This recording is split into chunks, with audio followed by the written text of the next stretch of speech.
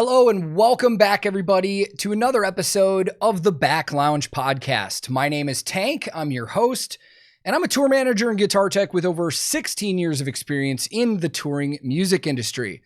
And for today's episode, which is episode 24, we have a insanely special guest. I honestly can't believe that I actually got to do this episode. Today, we're welcoming in Rob Arnold, who is a very well-known guitarist, producer, and audio engineer, most known as being the longtime guitarist for Chimaira. Now, this is, again, one of those episodes that for me kind of blew my mind because, you know, when I started doing all this content online, I've always been into music and I've been in the music industry, but the fact that I've gotten the opportunity to sit down with some of these artists who I consider legends that I looked up to when I was a teenager and stuff, it's wild, man. And Rob is one of those artists. If anybody's not familiar with Rob's band, Chimaira, or old band rather, Chimaira was originally formed in Cleveland, Ohio in 1998. And they were, to me, one of the most important bands of the new wave of American heavy metal around the turn of the century and in the early 2000s. Their first studio album, Pass Out of Existence, came out in 2001 and immediately grabbed my attention and a lot of other people as well. And then their next album in 2003, The Impossibility of Reason, was an absolute breakthrough success for these guys. It is considered one of the best albums in that new wave of American heavy metal and still is an absolute classic today. And over the years, they went on to release 7 different studio albums. But towards the end, they did have a lot of member changes. Rob ended up leaving the band after their 6th studio album in 2011, which led to their final studio album in 2013 being pretty much done by their only original member left, their vocalist, Mark Hunter. Now, since then, they've done a handful of reunion shows, and all the members of the band have been up to different things. And especially Rob, he has been producing and doing audio engineering for a lot of different stuff, and has started his own content creation as well. If you're not familiar, you can check out Rob Arnold World on YouTube and also his website, which is robarnoldworld.com. Absolutely fantastic for somebody like me that loves gear because he goes into in-depth videos and talks about the gear that he likes and uses. And he also talks about, you know, audio engineering and a lot of other stuff. And it's really cool, man. Now, a couple days from when this podcast is releasing, Chimaira is doing another one of their reunion shows with pretty much the original lineup of the band. It's their first show in, I think it's 7 years. 2017 was the last time that they had done a show together. So 6 years now that I'm doing the math in my head. But they're doing 2 shows at the Agora Ballroom in Cleveland, Ohio on May 12th and May 13th. As far as I know, as of now, both of those shows are sold out. But if you're in that area and you want to check it out, I'm sure there might be some resales available or something like that. If I had the opportunity, I would go to these shows in a second, man. Chimaira has been one of my favorite metal bands forever. And it would just be so cool to actually see them again because it's been years since I've seen them in concert. But let's get on with this one, man. I was super excited to do this. I can't wait to bring you guys this one. Again, you can go to robarnoldworld.com after you listen to this to check out more from Rob. Follow him on YouTube. And if you're watching this video on YouTube, I'll have links to all of his stuff in the description of this video. And I guess that's a good time to mention that this isn't just available wherever you're listening right now. We've got the video version available on YouTube, which you can go to youtube.com/TankTheTech. And then all of the audio versions are available on Spotify, Apple, Google, pretty much everywhere you can listen to podcasts. So however you want to listen to this, it's your choice. It is available, but let's get on with this one. Kicking off episode 24 of the Back Lounge podcast. Welcome today's special guest, Rob Arnold. How are you, man? What's up, Tank? I'm doing good. Nice to meet you. Yeah, you too. It's funny that you say that because, like, you know, a lot of these podcasts in the music industry are set up by PR people. And I think this is so funny that, like, I just emailed you and was like, would you be interested? And I'm pretty sure you probably had no fucking idea who I was. And you're like, yeah, let's go. Well, it's different times. And yeah, I mean, I looked into your stuff. I saw you're doing cool stuff. So I'm happy to come on and appreciate the opportunity to talk music. Awesome, man. Well, I appreciate you. And, you know, I'm kind of containing myself a little bit because there have been a handful of episodes of this podcast so far where I've had on guests that I would have never expected, that like teenage me as a metalhead would have lost their absolute shit over. And it's wild to me that you're on here right now, to be honest. And I know, being in the music industry, that, that stardom kind of fades when you're in the industry. You don't get really starstruck anymore and stuff. But I'm like, this is a pretty cool moment to have you on here, because I don't know if you're aware nowadays, like how big of an impact you and Chimaira had on a lot of teenage metalheads back in the day, man. Like borderline obsessive, me and my group of friends in high school. So like, this is very cool. So thank you. Hey, well, I appreciate that wholeheartedly, and I'm honored to hear it. It's, I feel in the same position where you say, it's cool and you can't believe it's happening and stuff. At the same time, it's the same for me too, because I was just a metalhead kid, that got lucky. I got lucky that I found, came into the group of guys that I came into with Chimaira, and we had the chemistry we had, and that all these years later, people still love the songs and the riffs, and people want to talk about them all these years later. They're still relevant, and they had an impact on people. And my love for Metallica and Megadeth and all that back in the day, the fact that people like have that about music for me now is still shocking, and I'll never take it for granted. It's cool. It's like you're just sealed in metal history, dude, and that's what's so rad. Like, that's badass. Some of my friends from back home, like I grew up in Chicago, similar-ish to Cleveland in a sense. It's the same kind of cultural vibes and stuff. I live in Nashville now, but the metal scene where I grew up, like I grew up in a very small town outside of Chicago where it was like a lot of country fans. Like we grew up out in the farms and stuff, but me and a handful of my friends were like the metalheads that, when the early 2000s rolled around and we had that new wave of American heavy metal and all this stuff coming out, like that was our big escape. And actually, funny enough, I prepared this and I forgot about it until now. We have actually met before. I wondered if we'd cross paths, whether, in some sense. There's no way you'll remember this. And I don't mean that in a bad way. It's like, because when you're on tour, you just meet so many people. But I actually have this picture queued up, and I'm going to pull it up in a second. Okay. 2005.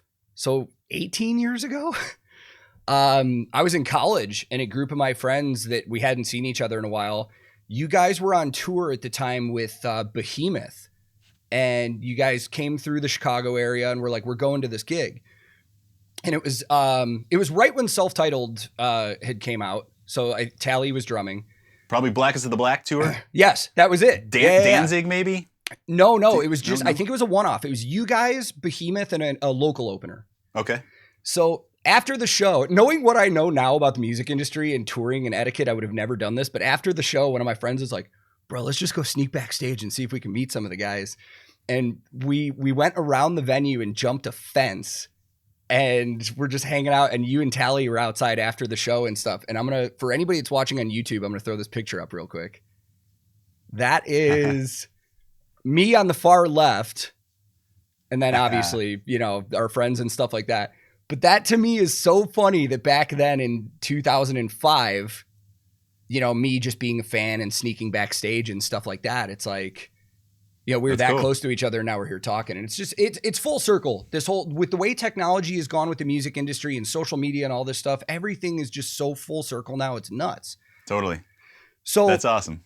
Yeah. So on that topic, I'm really curious your take, because, when Chimaira started blowing up, like I first saw you guys in like Farm Club back in the day, and that's when I became a fan.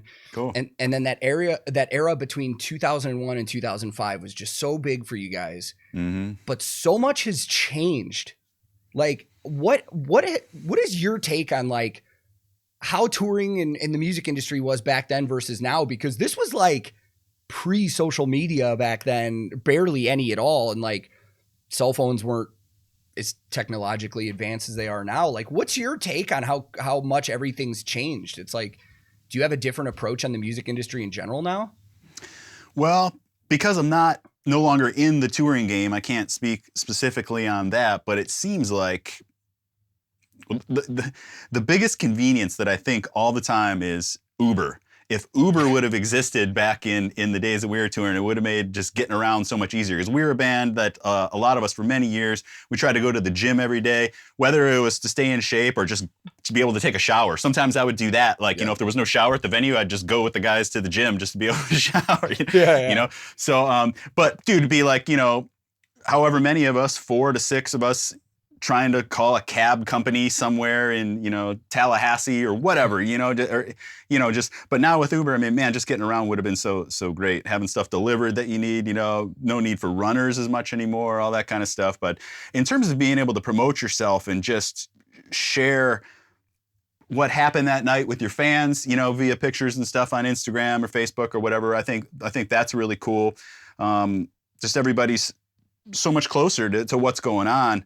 But on the other side of it, it seems kind of like this, double-edged sword or bittersweet situation. From what I hear, that shows are doing incredibly well. People seem to still be starved from the pandemic. And so it seems like what you see, when you're watching videos on Blabbermouth or something like that, that everybody's shows are all jam-packed. But the other side of that is that you hear touring is so much more expensive now due to, let's just call it fallout from the pandemic, just that disruption in everything is, I just saw, what did I just see yesterday? Some band, maybe you saw it, you'd know, but some band just said that just their trucking and busing alone is $1 million more expensive than it was pre-pandemic.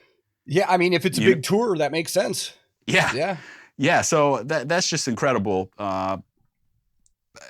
the cost of it. So big bands will survive. All that really does is just squeeze out the smaller bands, just making it so much more difficult. And even on that level too, vans are more expensive to rent, just the cost of fuel, everything like that. And then I hear there's also scarcity in terms of that, being able to get yourself a van or even book a bus, things like that. But anyways, people are already or will figure out a way to navigate that and make the best of it. And as always, the cream will rise at the top. Yeah, and it's crazy what you said about the scarcity. Like, I'm prepping a tour. I'll be tour managing a German band coming over this summer. And pre-pandemic, finding a bus, it would have taken 2 phone calls, because everybody had stuff available. It took about 30 different phone calls and emails to find a company that actually had something, because it's crazy. It's not that anybody's down any buses. Like, all the major bus companies still have their full fleets and everything. It's just everybody post-pandemic has come out of the gates all at once, and nothing's available. And unfortunately, there are companies taking advantage of that, because for this tour, I got 3 different bus estimates that all ranged between like $50,000 a bus to $100,000 a bus for a 4-week tour. And there are situations where I've come into too, where I've been quoted on things that we want to rent for the tour. And immediately I'm just like, this is basically extortion. I mean, I understand the supply and demand and stuff, but I'm like, there's no way that bands are going to pay this amount of stuff. And it's like, realistically, there's no way that some bands can afford that. Even bandwagons right now, that is like the go-to for lower and mid-level touring bands, they're like $10,000 to $15,000 more expensive for a tour than they used to be. I was wondering about that, the bandwagon. Do you happen to know what's the day rate on a bandwagon nowadays? The day rate, the last time I looked, I won't look right now, but it's probably about the same, because I looked about a week ago. The 9-bunk one, I believe, was about $750 a day. But then what you gotta, what bands need to think about after that is, fuel right now. Yeah. Diesel, we're averaging tour planning on like $4.50 a gallon for diesel, and that could go up during the summer. And then bandwagon doesn't provide drivers like bus companies do, so you have to find a driver. There's so much expense into that, where it's so expensive to do a bandwagon right now that it's almost like, all right, if you're going to do a bandwagon, you might as well spend $4,000 more and just get a bus. Yeah, because it's going to be the same thing. Yeah. I mean, the bandwagons. Yeah, for those that don't know, bandwagons are kind of just like a mini bus, it's like your own RV, but they're more outfit for bands. They actually have bunks. There's a shower in there, all that. But yeah, you need your own driver. So you think, oh, that's cool. We'll get a buddy to do it or whatever. But that has its own problems in itself, because then that guy, even if he comes onto the tour saying, I'm not going to drink or party or anything like that, tour lifestyle has a way to, sway people in one direction or another. So yeah, there's a difference between just having a buddy and a professional driver. I mean, professional drivers can fuck off too, but that's less of the case, Yeah, for sure. Yeah, it's a wild industry right now, man. And it's like, I do feel bad for a lot of the smaller bands. I see a lot of the bigger bands complaining online too, because again, like, the veil in the music industry that existed 20 years before and prior is gone, because all these artists are so talkative on social media. Like, anytime I go on Loudwire's Instagram or Blabbermouth or something, I'm guaranteed to see 5 different artists from big metal bands that are talking about stuff. Like, there's no secrecy anymore, where back in the early 2000s, there was still mystique to some of these artists where, like, you know, they were larger than life and you could only see them in person. And now they're immediately accessible to everybody for the most part.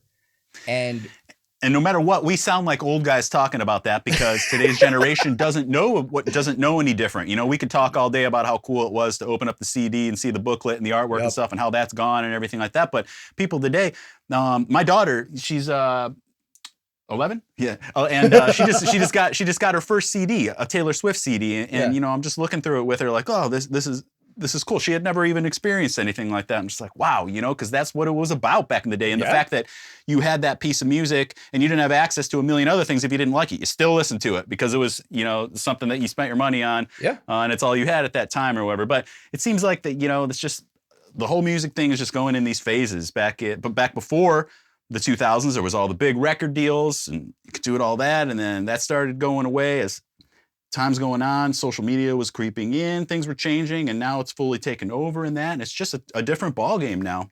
Yeah. But I mean, even so when I was in a band, it was, you know, mid 2000s, and, you know, we did a lot of national touring, even though we were technically just a local band from Chicago and we were unsigned. We got in a lot of good packages. And I mean, even the change in the last, you know, 16 years from that is like, you know, I remember when we were on tour and it was like the 5 of us in a van and trailer, and it's like all of our cell phones we had at the time were just flip phones. And to get to the shows, we either had, I remember transitioning from MapQuest directions to get to shows to when we got one of those like Garmin GPS, or a TomTom was what we had. Yeah. And it was like, wow, this is crazy. And now every piece of that technology is just on your phone in your pocket. And it's like, I love hearing stories from some of the larger tours that I've done when I meet some of the older guys that are in like their 60s and 70s that have been touring their entire lives.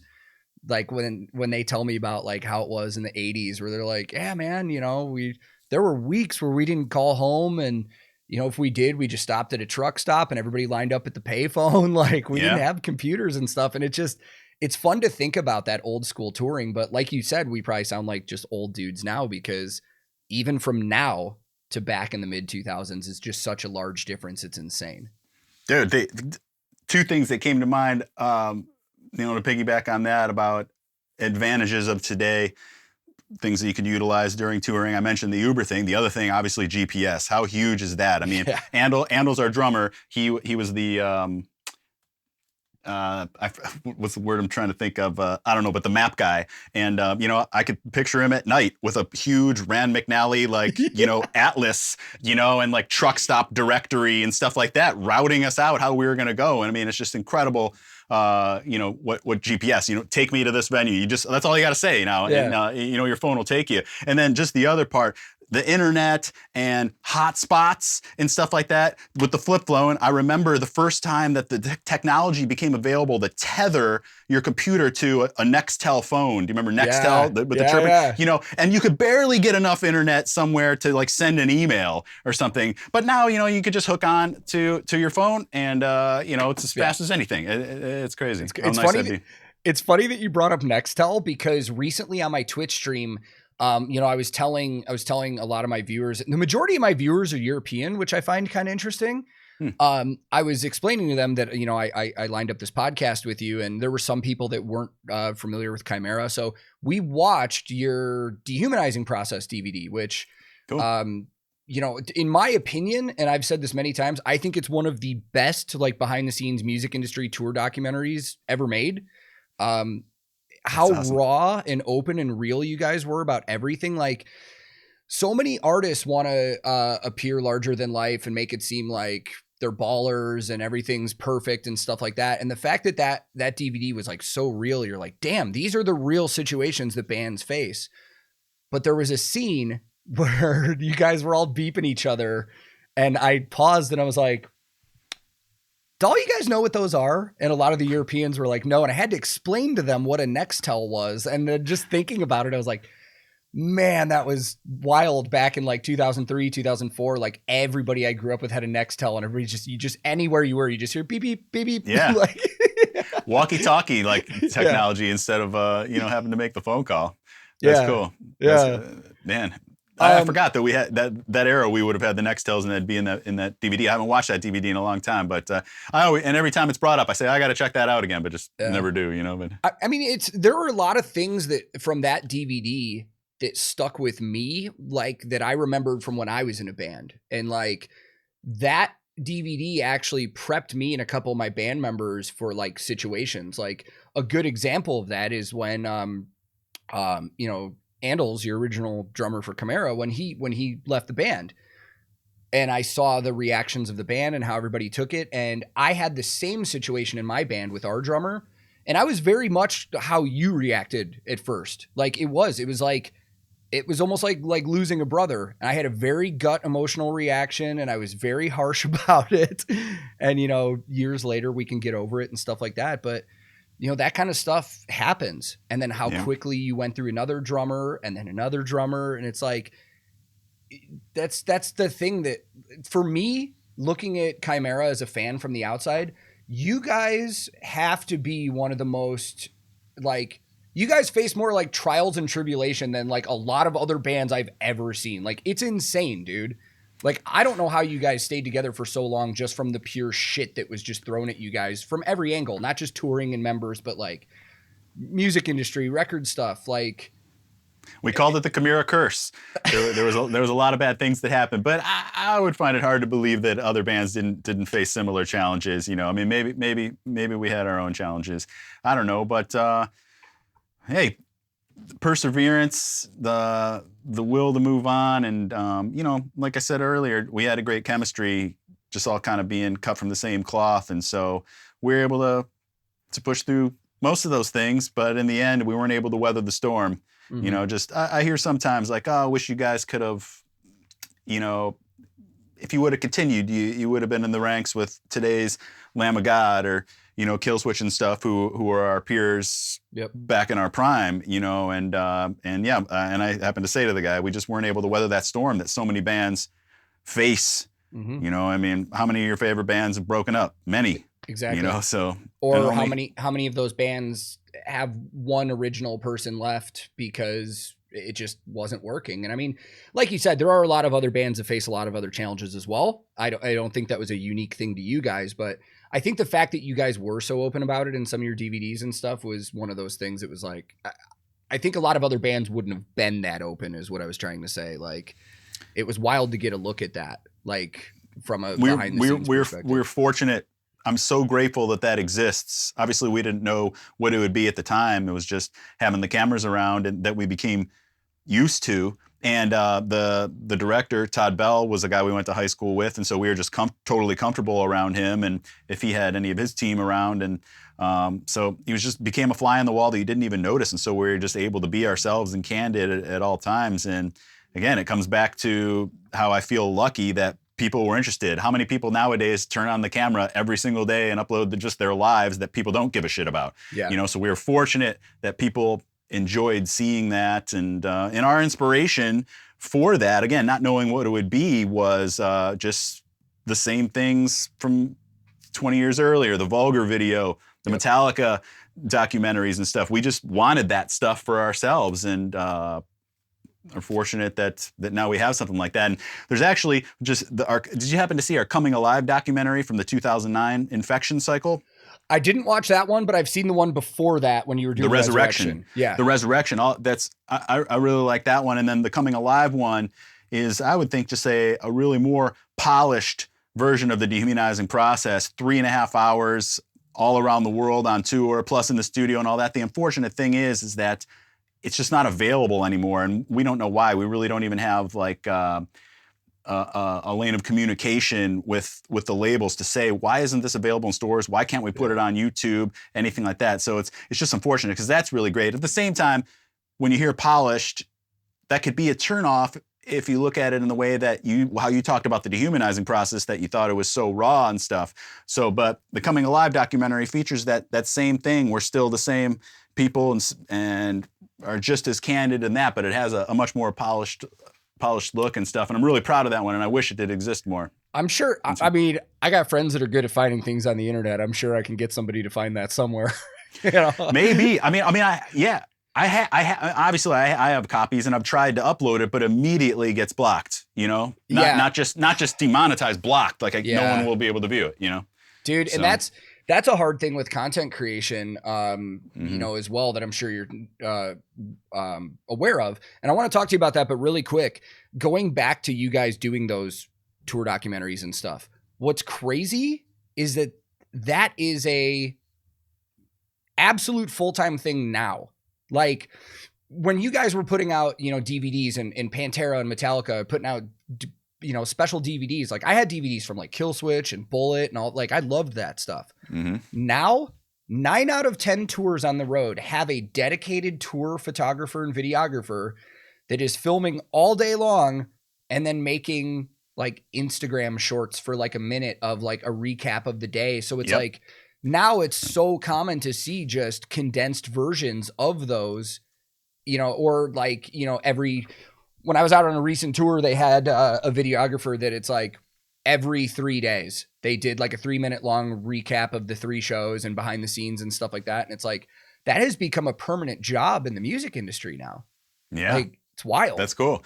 That's cool. And it shows the greatness of what's available. Like we were talking about before, that you can do those things now. And that's kind of what I was alluding to, that with these channels, anything is possible to just keep people engaged and informed. Now, at what level people will engage with those is another story. Because sometimes part of what made our stuff successful is that you got to have personalities like Jim LaMarca and stuff like that. That can make people laugh, and, you know, bonds and stuff that people can feel and things like that. So all that's important too for good filmmaking, obviously, you know.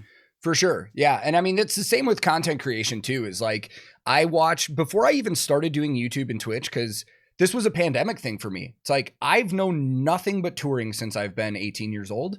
And when the pandemic hit, I mean, dude, it was the craziest thing. Like we were doing a show, we were in Vegas, and that morning, like nothing. Nobody had even mentioned anything about COVID or whatever. And then by midday, everybody's on their phones like, yo, you guys hear about this COVID thing? And then that night, after we finished the show, our tour manager brought us all down with the band and the artist and everything, was like, hey, so we're going home right now. This was like March 13th, 2020. So we're going home right now. We're only going to be home for a couple weeks, and then we're going to get back out on the road. And then sure enough, you know, we all know how that went. Yeah. So, and then what a lot of people don't realize is that in a lot of situations on tour, if you're crew, you know, the bands obviously are only making money, you know, when they're touring and from other sources too. But when you're a crew member, depending on your situation, you might be only getting paid per show or per week. So when you get sent home for something like that, all of a sudden your revenue is gone. So fortunately, at that time, I was with an artist that was paying us salary. But about a month after that, they were like, we're not going to be touring the rest of the year. Like, we can't keep everybody paid. So that's why I started YouTube and all that stuff. And, you know, I didn't know anything about anything. Like, when I first started, I started learning about the copyrights and stuff like that. But when I was listening to bigger YouTubers talk about content creation and stuff, there was a guy that said, to be successful and in any form of like content, whether it's video or streaming or whatever, you either have to be one of the best, most knowledgeable people at what you do. So you either need to be one of the best guitarists or musicians, or you need to be the best person at this video game streaming on Twitch. And if you're not, you have to be in the top 1% of good, like, entertaining personalities. Because if you don't have either, it's not going to work. And that's why there are millions of people on YouTube and Twitch that can't crack, you know, certain numbers and stuff like that, because unfortunately they just don't have it. It's like the same thing as the music industry. It's like you can look at a band for 10 minutes playing and be like, they if they're unsigned, you can be like, they either have it or they don't right now, you know? Yeah. I think everything you said boils down to being able to provide value. Yeah. And value could be a relative term, whether it's value in enjoying music someone's creating, you know, and that's how an artist can do it, like you said, you know, or content that people either learn something from or laugh from, or, you know, just enjoy and want to keep coming back to, and So like you heard that guy say, being the best, that's creating value for people. Because people want to learn from the best so that Yeah. they can become the best themselves or just get better and stuff. So that's what I think it really boils down to. And you obviously found your niche if you just started this during the pandemic, and it's going well, huh? Yeah, I mean, I'll be honest, I never thought this would turn into a thing. Same here. Yeah, and like that's what I was going to ask you. It's like I love your channel because I'm an absolute gear nerd. That's my thing. Like I'm a guitar tech, even though I don't play guitar. I'm fucking horrible at it. Bass player, so I mean that works. But what made you? And it's not just the guitar stuff. I mean, you've got like I love your videos where you're doing like riffs and the songs you love and behind the scenes stuff. Like what made you just dive into YouTube as well? There was a moment back in like 2008 or 2009 while I was sitting there changing strings, maybe getting ready for a tour, and just had a boat full of guitars. So I was going to be there all day. And I'm sitting there thinking to myself, while I'm changing these strings, man, I have so many tips on this, on changing strings or floating bridges or doing electronics, and so many stories and stuff. I should turn on a camera and just talk while I'm changing strings and call it the string changing series or something, where I'm just going to talk. So I thought of that a few times over the years, but never really did anything. And then around 2018, I think that's when I decided, all right, I'm going to try doing YouTube, because I started seeing guys like Ola and stuff, that were doing that. What I was talking about, what I was thinking with the strings or showing off guitars and things like that. And I thought, could I do that too? I'm just going to give it a try. And so I just started with a couple videos, like a floating a Floyd Rose tremolo, which is still my most popular video now. I can't even believe how many people every single day want to know how to float a Floyd Rose bridge. It's like, I can't even believe it. Just consistently, it gets the most views every single day out of all my videos. And it was just an early one that I made. I'll get my channel started with like a float video, a video on how to do intonation and maybe changing strings on a Floyd Rose. And so I just came out, and I was lucky because I had somewhat of a little built-in fan base just being a Chimaira guy. Yeah. So it wasn't just starting from absolute scratch, but it was really my first time ever doing anything on YouTube. I had actually started my channel back in 2008, but it wasn't to create videos. It was to maybe like to comment or on people's videos or something like that, So, but I did those videos and they got a pretty good response. And then I just started thinking, maybe I should just do this more. And simultaneously, I had a couple albums like on the back burner that I was just getting near finishing, and I was thinking I wasn't going to take the route of trying to get a record deal and touring and just doing it the way that you really have to do it if you want to be successful with the band and all that. I'm like, I just want to create music on my own and put it out there, and if people like it, they like it, but I'm not going to be going and doing shows on it and stuff like that. But I still need a platform for that. So what could I do? I could start building this YouTube channel, and just as a way to make people aware of the music that I'm doing. So, but what do I got to do for that? I got to make more maintenance videos. Maybe I'll, do some guitar demo videos. Maybe I'll do some interviews with people. And it just kind of started turning into a thing where not only was it working slowly, but enough to keep me going all the time, growing enough to keep me going all the time, which still is to this day, very slowly, but enough to keep me going. But at that point, I was thinking, I enjoy this so much that I don't want to do anything else. So at the time, I had my studio downtown, which I closed shop on as soon as the pandemic happened. But I was recording local bands and just doing stuff out of there. And I'm like, I don't really want to do this anymore. I like just being in my own world and creating content here, whether it's music or video, and they just happen to coincide with one another. And I just kind of just started doing it and haven't stopped since. I totally feel your vibe, what you were just saying about how much you love doing it. Like there's something, so shortly after the pandemic started and I started this YouTube channel, my wife and I found out she was pregnant with our first kid. Congrats. And yeah, thank you. And it was about that time where I had been going on tour for like at the time it was like 14, 15 years, just nonstop, never being home. And when the YouTube thing started, it didn't blow up right away, but it was like, this is fun and I enjoy doing it. And if I can maybe eventually make some money from this and stay at home, that'd be awesome.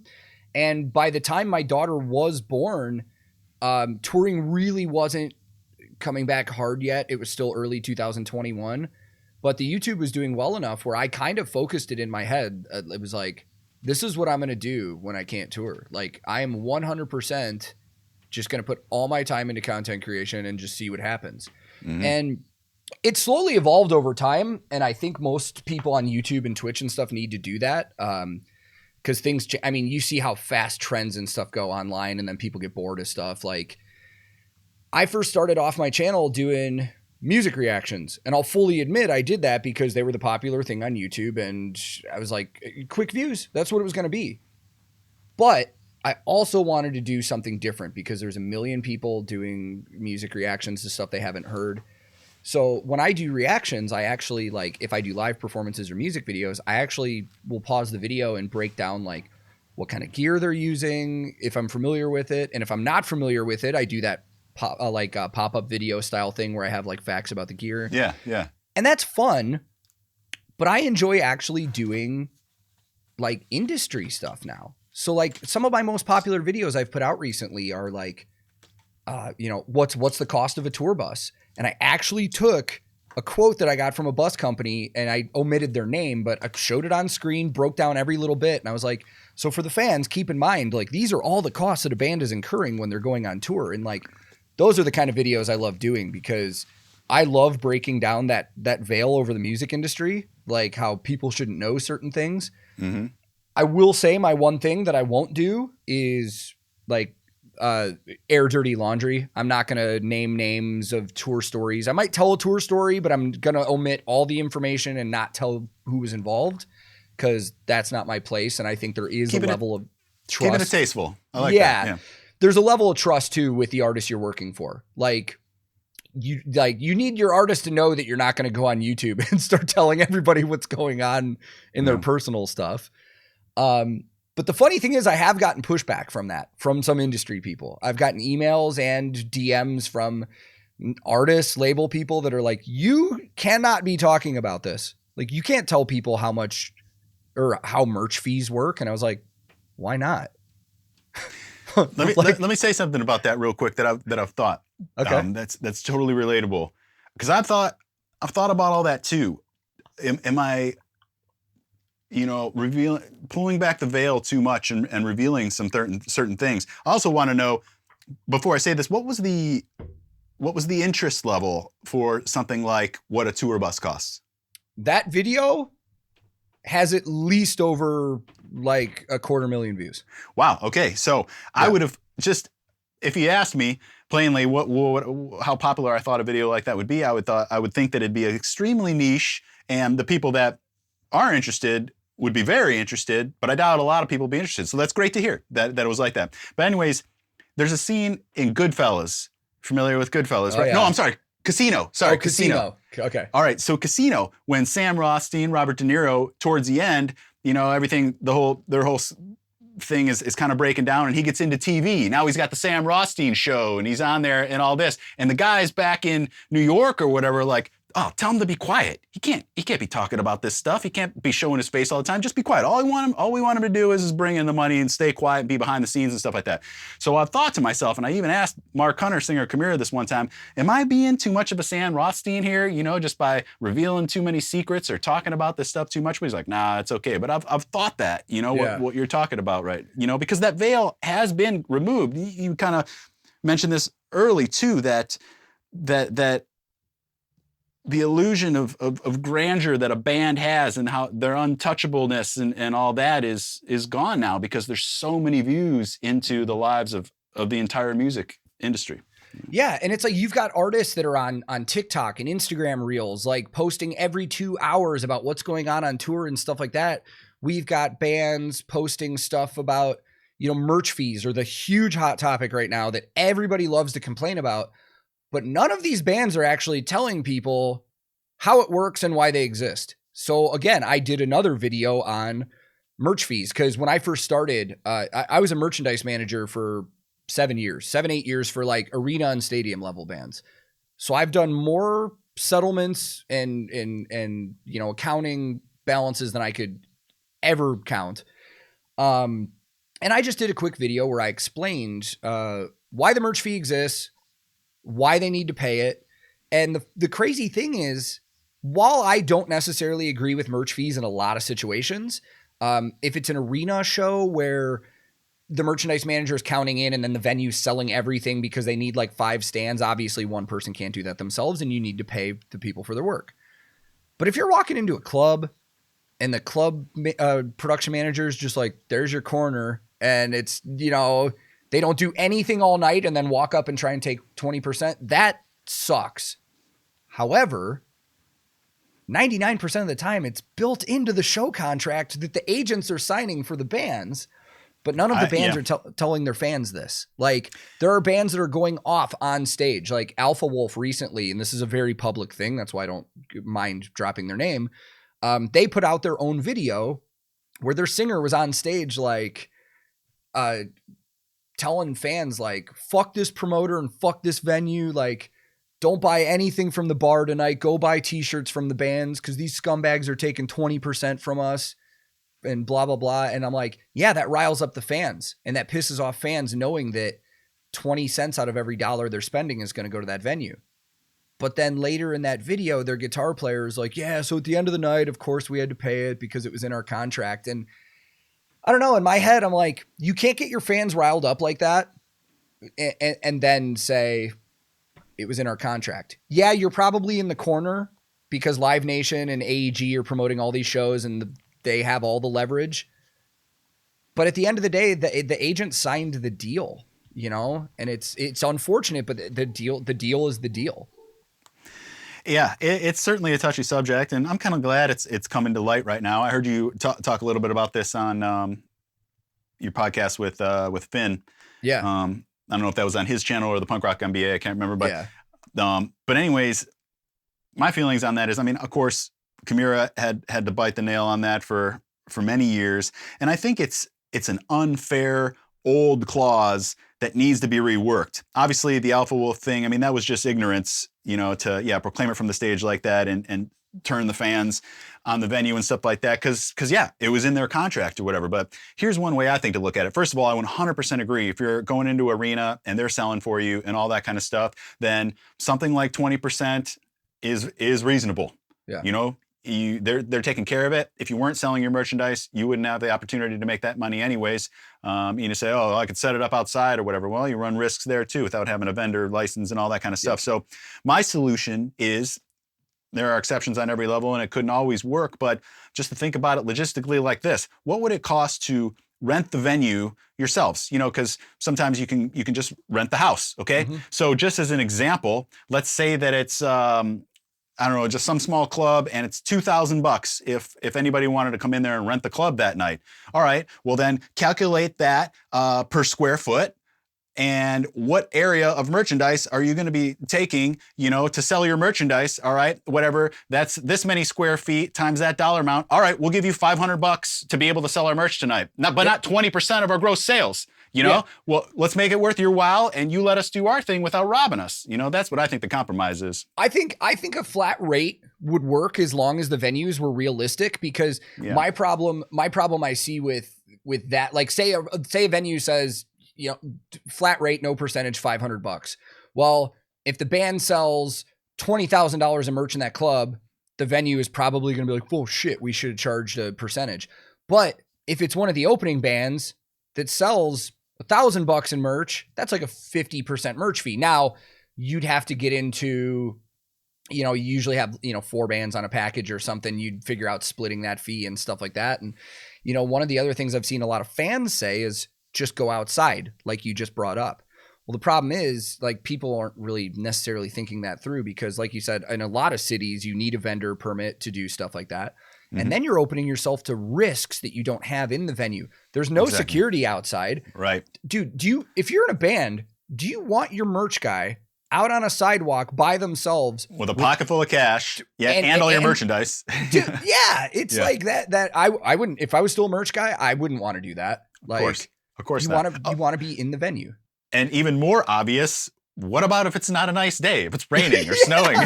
Yeah. Dude, so I had a merchandise. I mean, this was an outdoor show, But like I had we did an outdoor show at a vineyard in Southern Illinois when I was working for an old classic rock band once. And they had me just set up under a tent. Like I kept pushing all day for the option to go inside, like the actual, it was a vineyard. So it was like, I don't know. It was just a big building. It wasn't necessarily a concourse or anything like that. But I was like, people are coming in through there. That's where they get their drinks. Let me set up in there. And they said, no, we set up everybody under an 8x8 tent outside by the stage.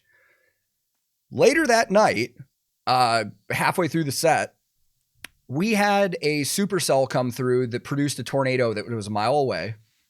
And dude, I can't tell you how much merch I lost because I was outside and like there's cash blowing everywhere and I'm trying to grab it. Like those are insane situations that you don't want to deal with, Yeah. And then the other thing too that is really bugging me, and that's I made a video recently that is very niche. Not a lot of people have watched it, but I made a half-hour long video where I actually showed how to do a merch settlement on the Excel spreadsheets that I made that I used. I made it downloadable for any band that wants it.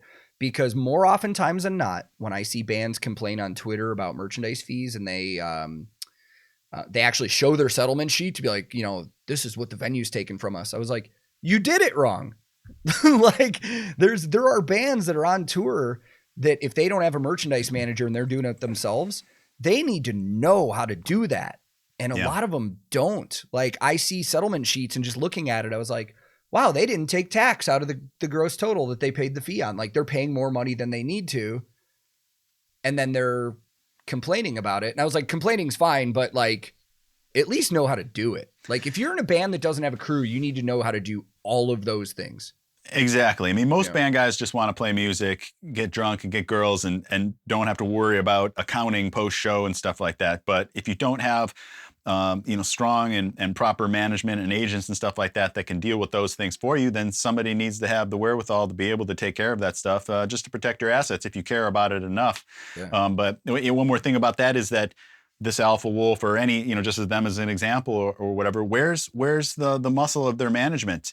I read a few pages of the Led Zeppelin's manager's book from way back in the day or whatever, but he was talking about how he'd go in there to these arenas and, demand a cut of the parking and he'd negotiate all that kind of stuff. So what I'm getting at is yes, why aren't managers and agents now not necessarily strong arming, but using powerful negotiations to take care of these things beforehand? Hey, this 20% in this area or whatever is highway robbery, or all right, we'll pay this, but we want this as well and stuff like that, and making those deals for these guys. And if they're not, then the band shouldn't be blaming the venues. I think the band should be blaming their management.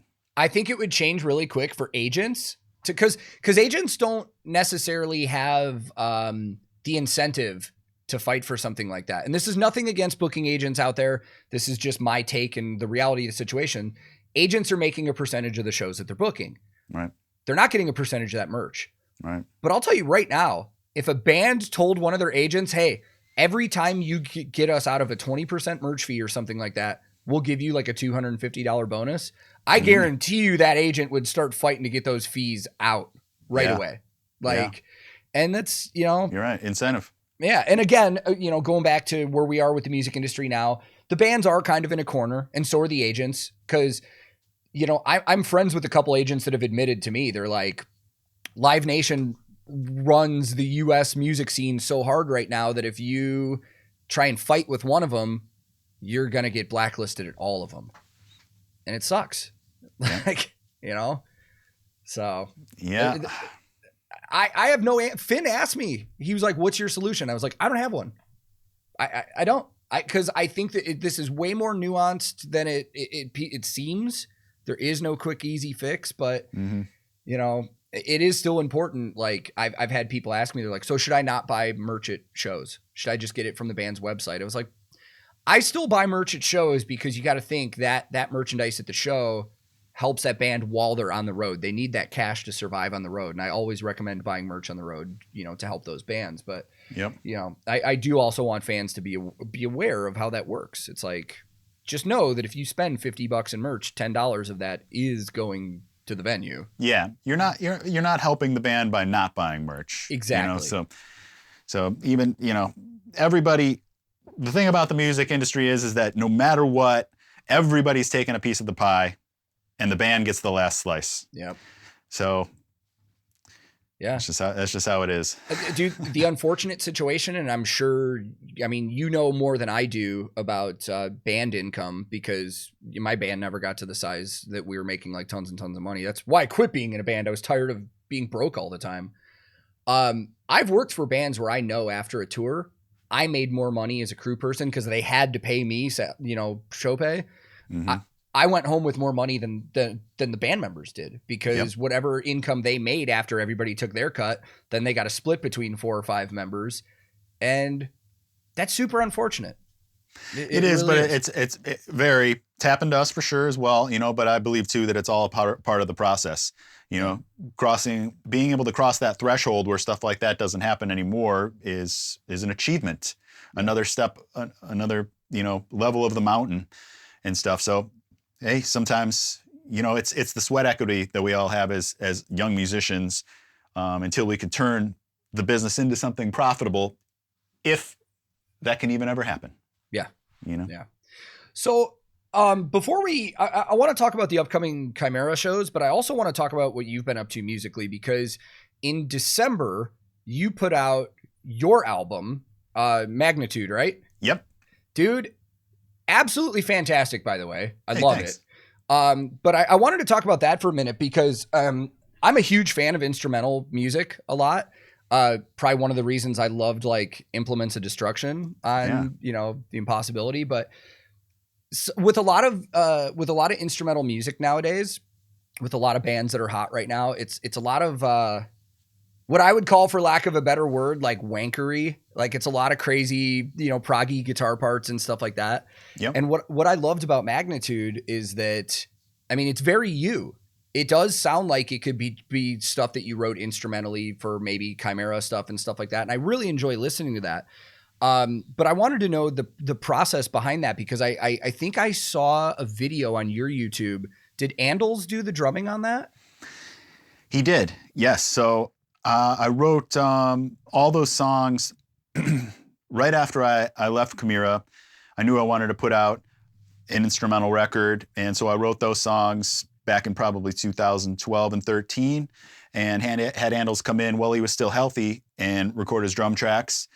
And then just over the past decade, I just haven't had time to complete the record. And that was also a blessing in disguise, because in all that time, while I had opened my studio and was recording bands, I learned a lot about mixing and stuff like that, where I don't think Magnitude would sound like it does had I put it out back in 2000, let's just call it 14 or something like that, when I finally got it done. So, but the thing is that, you know, to put out a record, it takes a ton of effort and money, depending on how you look at it, because if you're working on that, you can't be working on something else, some other income producing activity. So that was the thing. I was just too busy to work on it. So I finally carved out the time to get it finished off, and finishing it off was re-recording my scratch guitar tracks, putting in solos, and then mixing the record, and then everything else that comes with putting it out, artwork, distribution, all that type of stuff. It's a big process. So it's just really rewarding to finally get that out there. And it's a collection of just shorter instrumental songs, kind of like Implements of Destruction. And I think of it as a lot of solo records from guitar players are just that. Lots of soloing, lots of shredding, lots of wankery, like you said, where I think my strength is more in songwriting than it is actual soloing. And so that's what I'm hoping came across in this record. There's solos, guitar solos on every song, but it's more about the song itself. And I hope that people can keep interest in it, because it isn't just shred after shred with no real lure to the riffs and song structuring that I hope people find in Magnitude. Yeah, I mean, one of my favorite tracks on that album is Mercury, just because of the vibe. It's like the first half of that song is that like really vibey build up, and then it starts getting heavy. It's like with instrumental stuff, I love the vibe. Like, it's the same reason that while I respect the hell out of guitar players like John Petrucci and people that play like his style, I can't listen to it all the time, because for me, I like the rhythm and the vibe and the songwriting, and it's like, there have been times where I've listened to some of these shreddy guitar players who are like, dude, I get it. You are a shred god. That's fucking cool. But like, give me a little something else. Like, and that's personal taste. That doesn't discredit anything from their talent or their skill or anything.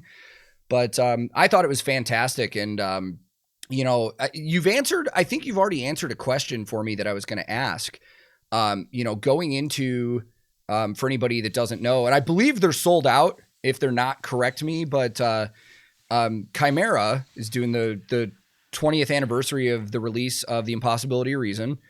2 shows at the Agora in Cleveland on the 12th and 13th, and they are sold out already? Yes. They sold out pretty quickly, which was great, but just recently a grip of tickets for each night was released. So I'm not sure if there's some still available or not, but certainly everybody can just go to Chimaira.com, Chimaira.com and look, and there may be some left. And those were tickets that we had held for ourselves for guests or whatever and stuff like that, that now that guest lists have been submitted and all that's taken care of, because we're 10 days out here, 10 days out from the shows. So we recently released those back for sale, and whether they're still available or not, I'm not sure. So if people that are looking to try to get to it, act quick. Yeah. And this episode is going to come out before that. So if anybody's listening that wants to, it's in the Cleveland area or wants to go, I mean, I'll have links in the description of this YouTube video where you can check everything too. Cool. But the question I was going to ask, so it's the 20th anniversary, and the lineup is the same lineup that was on Impossibility of Reason, with the exception of Austin, who's going to be drumming. And I was going to ask, nothing against Austin because he's a phenomenal drummer, but why is ARNOLD'S not drumming? And I think you've already answered that because you've said a couple times he's having health issues or something. Yeah. So pretty much the tail end of his healthy years was when he recorded those drum tracks for Magnitude back in 2013. And since then, his health has just been declining. I can't really say exactly what it is because he hasn't told me, but I think both he's suffering from a lot of physical, like gastro type stuff that's affecting him mentally and has really just ruined his life in a sense. That's a bummer. Or perhaps more than in a sense. That's what's happened. And we tried we did a reunion in 2017, one show here in Cleveland, and we tried to get him for that, and we jammed, and it just didn't work out. He just wasn't kind of there because metal drumming in a band like Chimaira requires a lot of stamina, strength, and just being on top of your game.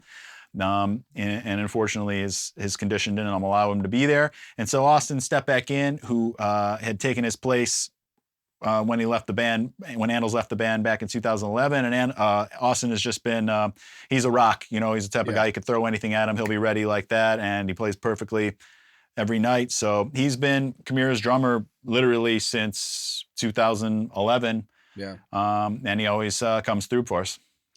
Yeah, it's such a bummer to hear that. And I know, obviously with personal information, like that's his thing, and we don't need to talk about it. But like, even when I was younger, man, I always looked at ARNOLD'S drumming, and I really think in terms of like metal history, like he's up there with some of the greats in my opinion. I mean, the guy's skill is unbelievable, because nowadays we have a lot of great drummers in the metal scene now, especially when you start getting into like deathcore and stuff like that. You see these unreal guys that are just blast beats up the ass and like crazy fast kick patterns, but not to take anything away from any of those guys at all. But there's a lot of triggers involved in that. And there's a lot of deathcore bands where that's really what it is. It's a guy just going full force the whole time. Where the thing that I love about drummers like ARNOLD'S is that not only can he play those wild grooves, but he has that rhythm and groove. Like, I love to feel that. I mean, that's some of my favorite things about the older Chimaira stuff is like the groove. You can't not bang your head and feel that. And it's like, that's the kind of metal that I grew up with and that I love. And totally, same here. Yeah. But man, I'm excited for you guys. Cause like, I mean, your last show, I know you were planning a Chimaira Christmas for 2020, but obviously, COVID. Yeah. So this is essentially the first show you guys are doing together in 6 years. Yeah, the last one was 17? December 30th, 2017. Wow. So 5.5 years. Wait. December 2000. Yeah, 5.5 years. 5.5 years. Yeah. Yeah. I mean, so again, yeah, we were primed. You know, the show was booked. Actually, we hadn't announced it yet back in 2020, but you know, then ended up having to get canceled. And Chimaira's beast is that of which it takes a lot to get it going. You know, it's heavy. You know, and it's a lot to pick up and stuff. So after that got shut down because of the pandemic, again, it's taken years and a lot to bring it back. But here we are. Like I said, 9-10 days out, we're ready to go. Yeah, and I know you had some videos on your channel too of you guys all getting together for rehearsals and stuff like that. Like, honestly, how does it feel? Like, how does it feel just getting in a room with everybody? I assume you're friends with most of the guys anyways. Oh, everybody's super cool, yeah. And it feels great to play music. That we did the first round of rehearsals last month. We did like 3-4 days of that to just kind of knock the rust off. And then starting now in 2 days on Friday, Cinco de Mayo, we're practicing every day up until the shows. Everybody comes into town tomorrow. And then we're gonna be doing that. It's great. And everybody, we all said this same thing, that it just felt great to play music together again. Some of the guys over the years haven't been doing music. Some of the guys like myself, I'm still playing guitar every day, you know, for videos and stuff like that. So my chops are there still, all that I'm lucky to have, but I still haven't jammed with guys. And that's a feeling that us guys, you know, long for and loved. And there was the magic in that as kids when you first start playing 12, 13 years old or whatever with other guys in a room and feeling amps and drums and playing Fade to Black or something like that. There's a magic to that that's just indescribable that none of us had felt since 2017, and we were rehearsing and doing that show until last month when we just got to play the songs together. So even if there wasn't even a show happening or whatever, which is just kind of icing on the cake, that we got a couple, you know, shows that we know are going to be successful coming up here, just being able to jam and play the songs again has been wonderful. That's awesome, man. Like I totally relate to what you're saying. Like, cause my band did a reunion show in 2017 as well, I think, actually, for our 10-year anniversary of like our album coming out. And it's funny, you never know what to expect. And on that, it's funny because I was a bass player in my band. And while I was driving to the show, cause I was driving from Nashville to Chicago, day of the show, all of our band members live all over the country now. And while I was driving up there, our drummer texted all of us and was like, hey, I have some horrible news. I'm in the hospital right now and I am not going to be able to do the show tonight. And we're like, what do we do? We got to play, like, what do we do here? And I kind of mentioned to the guys. You called Kevin Talley. No. Oh my God, dude. Yeah, I don't know how that would have worked out. But all right, sorry to interrupt. Go on. No, that was amazing. Like, I mean, great reference. No, I just mentioned to the guys, why doesn't our rhythm guitar player play my bass and I'll play drums? Nice. And the funny thing is that those guys didn't know that I could really play drums, because after I quit my band and moved, like, I get a drum kit and I play all the time. And they're like, no, you don't play drums. And I was like, I do though. Like, I know you guys have never seen me play. So they're like, all right. So we get to the venue, we set up for sound check. And I asked the opening band, who's another local band we knew, I was like, can I like pay you to like rent your drum kit for the night? Like, if I break any cymbals, I'll replace them or whatever. And he goes, don't worry about it, dude. Like, just go for it. So I actually had my mom was coming to the show because she lived nearby. She went to a Guitar Center and bought me a brick of sticks and a rhythm watch so I can play, you know, to a click. And we did our sound check. And it was so funny after we ripped the first song, like our guitar player and our singer were just like, oh shit, we could do this. Nice. So we played our reunion show without one of our guitarists who was playing my bass, and I ended up playing drums, which was the first time I had ever played drums on stage, and it was fucking great. And I was like, damn, I should have been a drummer. Like, this is a blast. Just get to kick it back there. Yeah. I feel you. I love drums too. Those situations are funny because it's like, you never know what's going to get thrown at you in the music industry. Mm-hmm. Like, especially when you're on tour, it's like nowadays, and tracks existed 20 years ago, but nowadays we see situations where it's like, if somebody has a family emergency, like a guitar player has to go home, it's like, okay, we'll just throw the tracks in there and fucking whatever, you know. Still would have been difficult to try to put together with less than a day's notice to try to put tracks together for your set and make it all work right, you know. True. Takes a lot of know-how to do that, you know. A lot of bands I've worked for in the last 10 years with Pro Tool rigs, they already have all those stems ready. Right, Just of course. like, Yeah. Like it's crazy. Like we've had situations where I've done shows where it's like, and I mean, not to mention the fact that there are so many bands nowadays that don't have a bass player.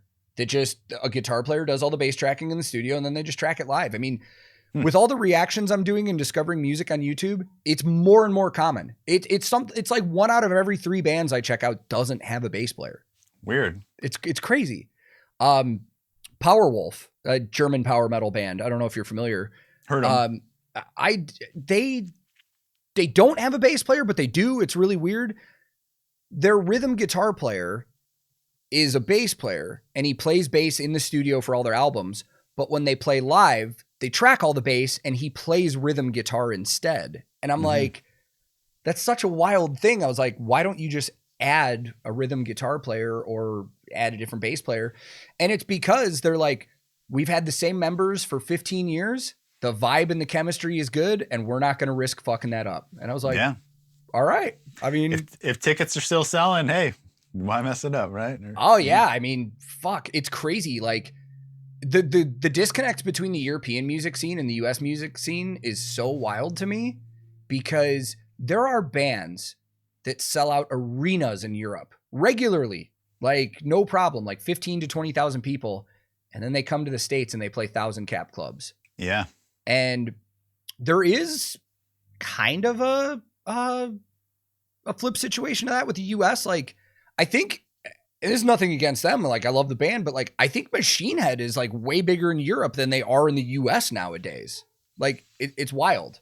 I think it's always been that way, especially around England. I mean, I would say Machine Head's bigger than ever right now in the U.S. than they've been, or at least they were. I think they were the last show I saw before the pandemic, and it was a big sold out theater.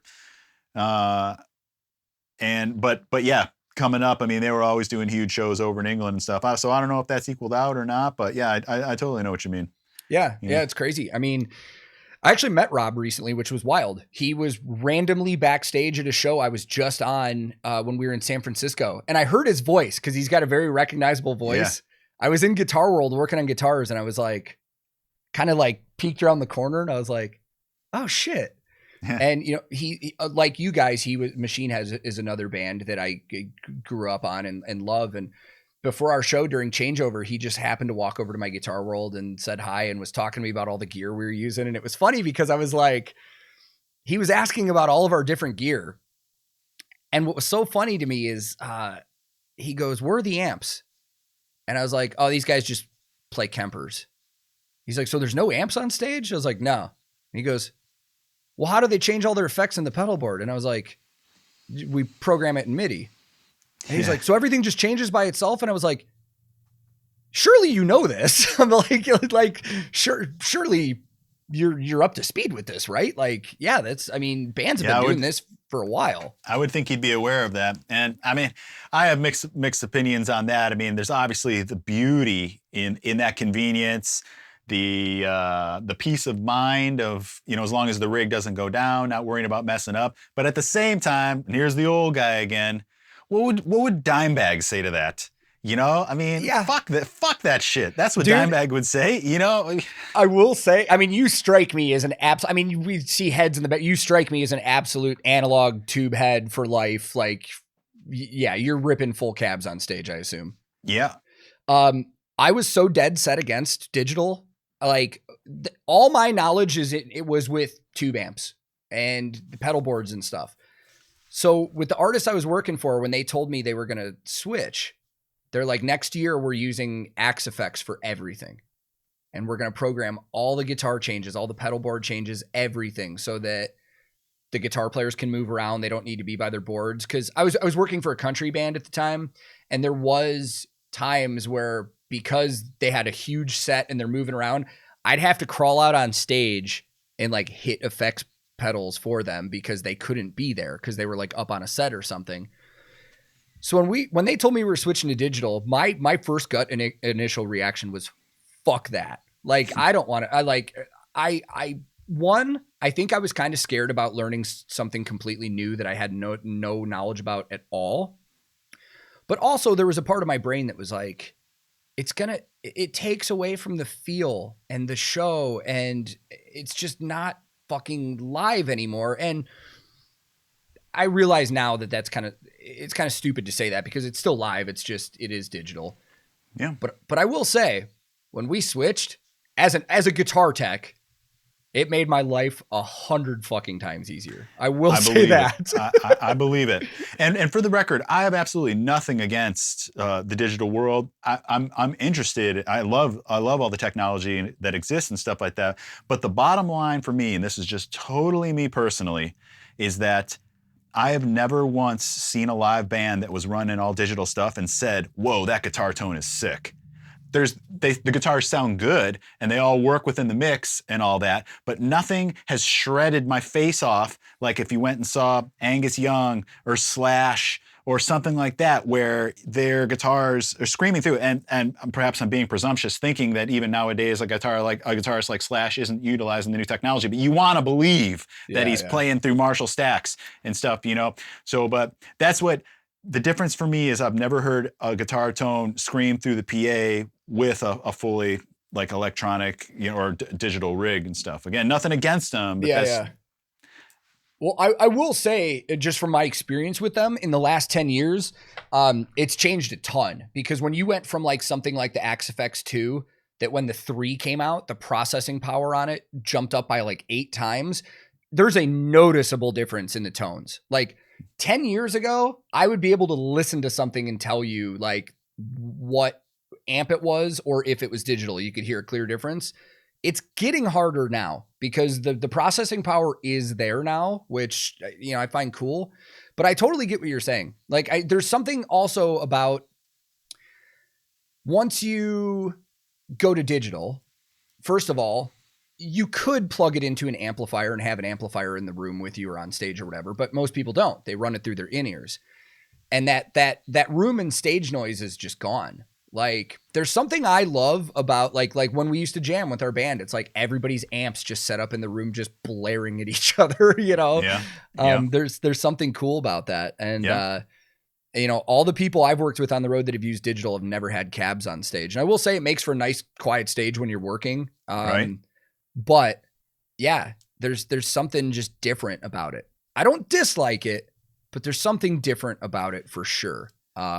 Glenn Flicker, you know, Flicker, Spectre Sound Studios. He said something, one of the first videos I ever saw of his way back in the day, and he was talking about plugins rather than, you know, miking an amp for recording process or whatever, but you can relate it to the same thing. I can relate it to live.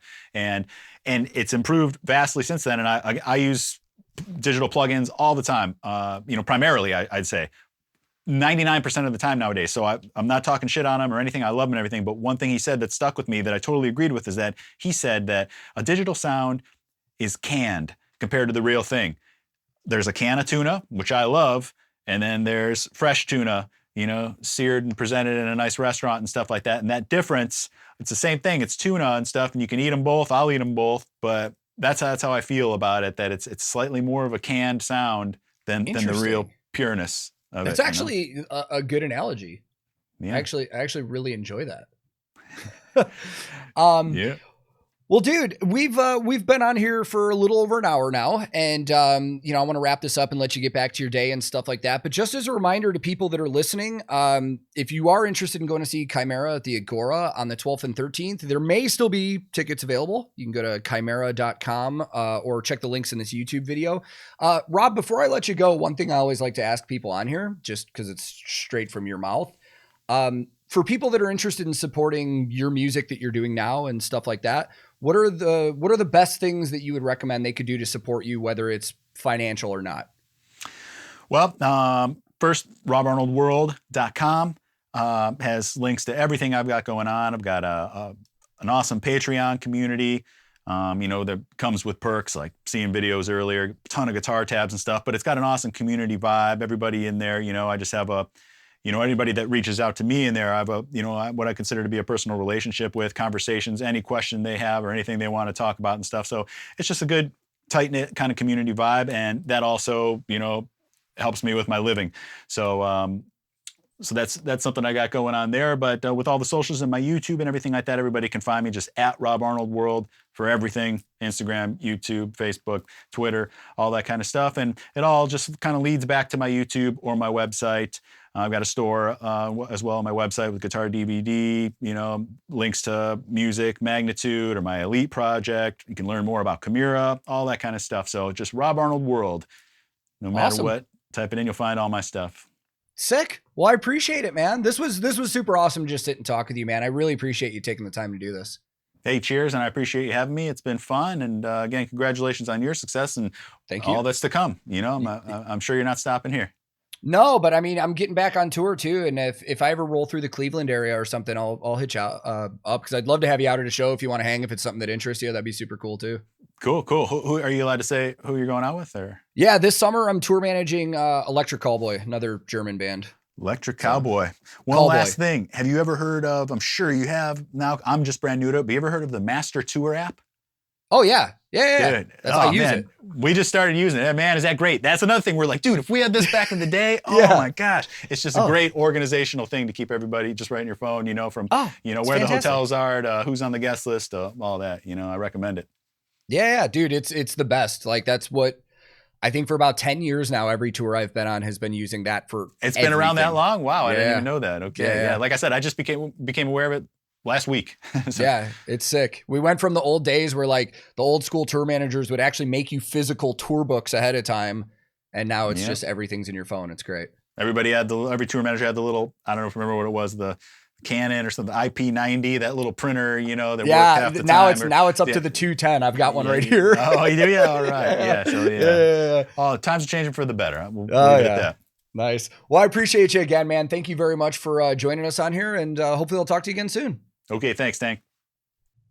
What a guy, man. That was so fun to just sit down and pick his brain and talk to him about all that stuff. And one more time before we wrap this one up, I just want to send a very special thank you out to Rob for taking the time to do this because like we brought up, man, a lot of times in the music industry, you got to get managers and PR people involved and stuff like that. And Rob was cool enough that all I did was send him an email and ask him if he'd be interested in doing this. And he did it. It's just super, super, super cool, man. So one more time as a reminder, if you are in the Cleveland area and you would like to check it out, Chimaira are doing those 20-year anniversary shows for The Impossibility of Reason on May 12th and 13th. They are officially sold out, but there might be resales available. You can go to chimaira.com to check out information for that. And don't forget to check out all of Rob's stuff, man. RobArnoldWorld.com. And you can also check him out on YouTube under the same name. Fantastic, cool gear videos and tutorials and stuff, kind of behind the music type stuff. I'd highly suggest checking that out. And also don't forget to check out his solo album that he put out in December of last year. It's called Magnitude. It's about 40 minutes of just instrumental music that he came up with. And it's fantastic, dude. I love it. I've been listening to it a ton. And give him a support. Go check it out on Spotify. It's awesome.